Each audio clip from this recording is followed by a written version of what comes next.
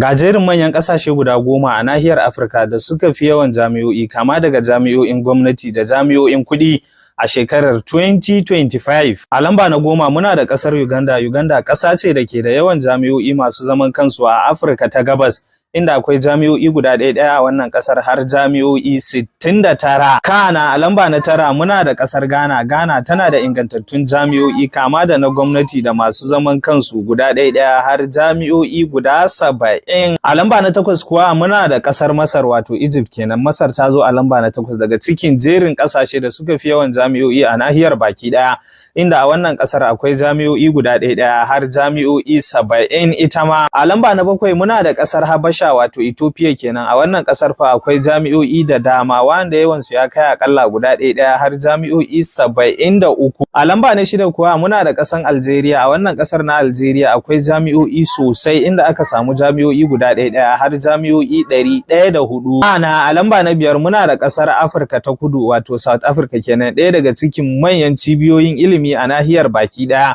inda akwai jami'o'i guda ɗaya a wannan ƙasar har jami'o'i 123. A lamba na 4 kuwa muna da ƙasar Kenya, tana ɗaya daga cikin jihohi da suka fi yawan jami'o'i a ƙasar baki ɗaya, inda akwai jami'o'i guda ɗaya har jami'o'i 100 har da 29. A lamba na 3 kuwa muna da ƙasar Morocco. Morocco tana da jami'o'i da dama, kama da na gwamnati har da masu zaman kansu guda ɗaya har jami'o'i 153. Sai a lamba na 2 muna da ƙasar Tunisia. Ta zo a lamba na 2 daga cikin jerin ƙasashe da suka fi yawan jami'o'i, inda aka samu jami'o'i a wannan ƙasar guda ɗaya har jami'o'i 204. Sai daga ƙarshe a lamba na 1 ƙasar da ta fi kowane ƙasashe yawan jami'o'i a nahiyar Afirka baki ɗaya ita ce ƙasar Najeriya, inda akwai jami'o'i guda ɗaya har jami'o'i 262.